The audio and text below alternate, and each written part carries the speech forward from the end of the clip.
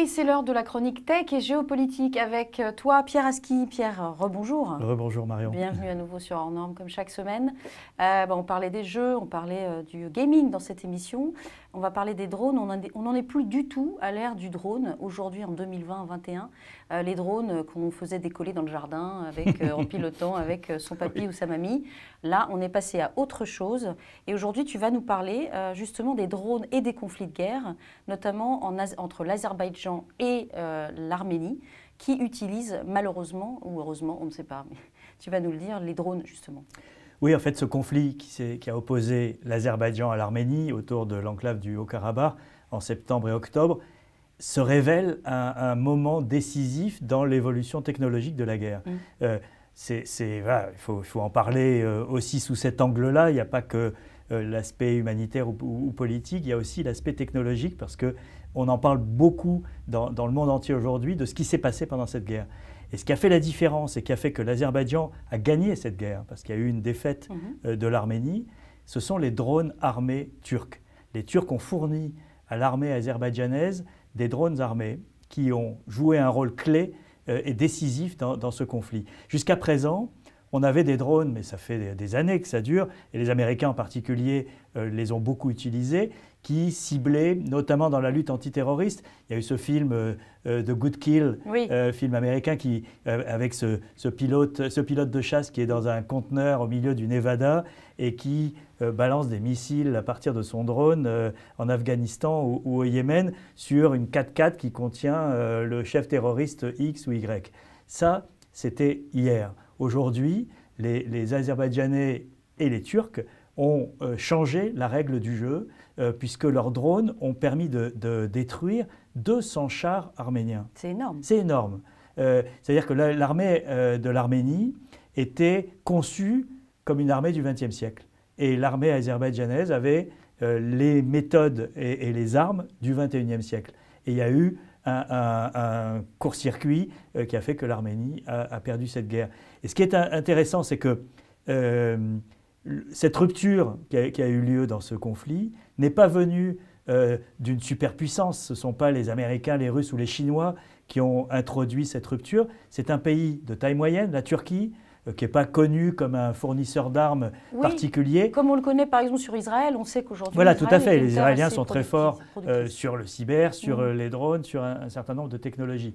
Là, on a la Turquie. Ce qui veut dire que d'abord, le seuil d'accès à cette technologie et au développement d'armes nouvelles est descendu. C'est-à-dire qu'on n'est pas uniquement dans des superpuissances militaires ou économiques ou technologiques qui sont capables de faire ça, mais aussi qu'un pays de taille moyenne qui a une ambition régionale importante peut se permettre de changer la règle du jeu de la guerre. Et les Turcs, en fait, on le voyait monter depuis un certain temps, ont déjà utilisé leurs drones dans 2 autres théâtres d'opération. Et c'est ça qui est incroyable.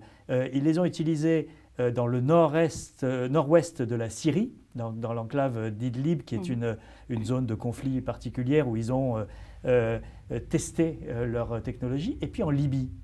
Et en Libye, il y a eu une sorte de guerre des drones entre les Turcs au service du gouvernement de Tripoli et de l'autre côté, les Émirats arabes unis dotés de drones chinois qui intervenaient au profit d'un général qui a une armée dans l'est du pays et qui a tenté de prendre la capitale.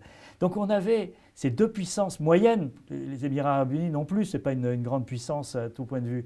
Et donc Turquie contre Émirats arabes unis, les uns avec des drones chinois, les autres avec des drones turcs qu'ils ont fait eux-mêmes, se retrouvent et changent la règle du jeu.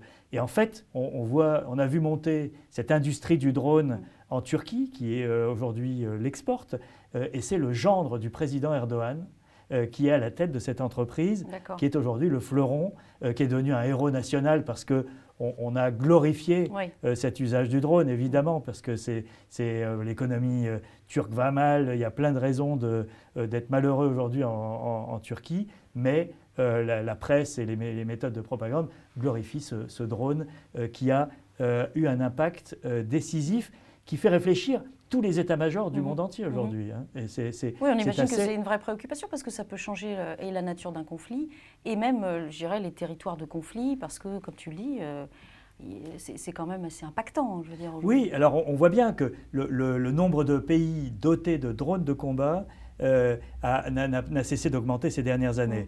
Grâce en particulier, ou à cause, selon les points de vue, au système d'exportation américain qui a bloqué les exportations parce qu'il y a des règles très très précises pour exporter ce type d'armement.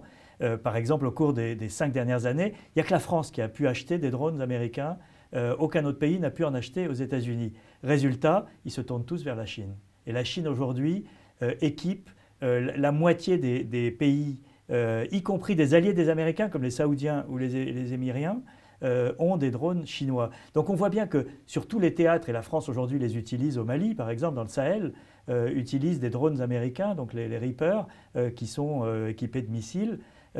Donc ce qu'ont fait les Turcs en Azerbaïdjan, c'est monter d'un cran dans le déploiement de cette arme sur les théâtres de guerre. Alors c'est quoi l'avenir de ces drones tueurs, entre guillemets?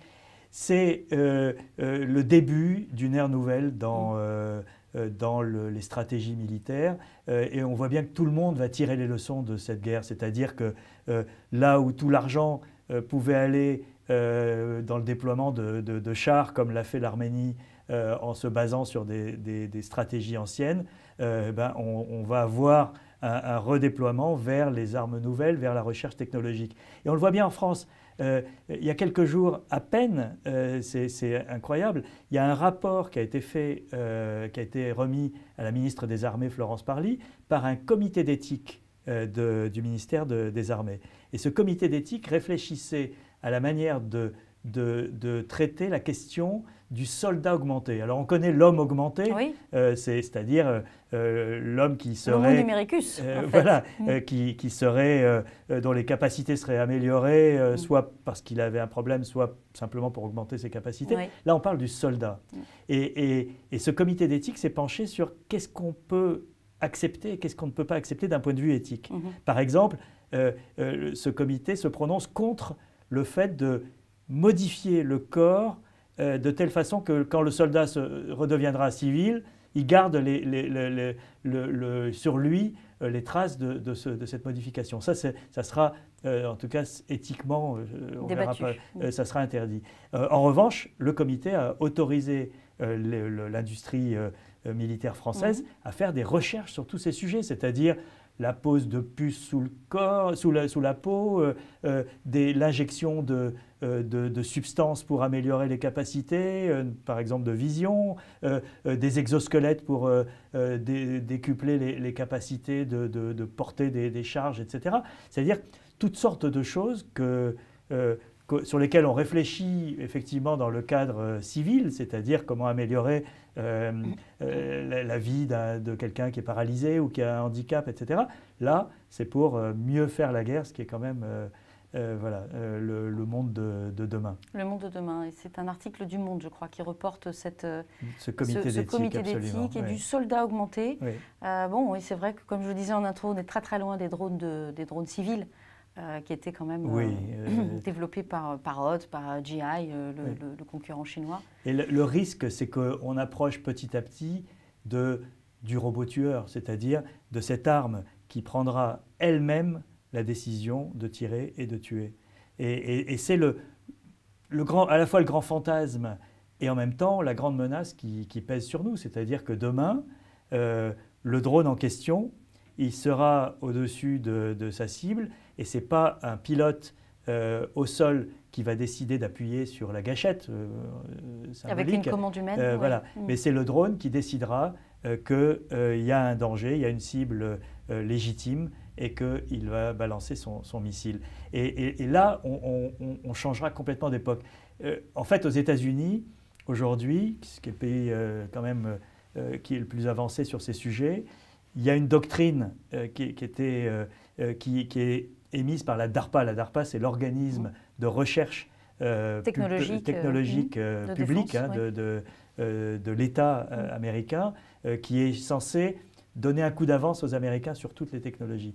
Et le patron de la DARPA a déclaré il y a 2-3 ans que les États-Unis étaient contre les robots tueurs, mais que si leur adversaire développait cette technologie et la déployait, les Américains seraient obligés de suivre parce qu'il y a le fait d'aller plus vite dans la décision, ce que fera la machine sera toujours plus rapide que l'homme pour prendre la décision de tirer, etc.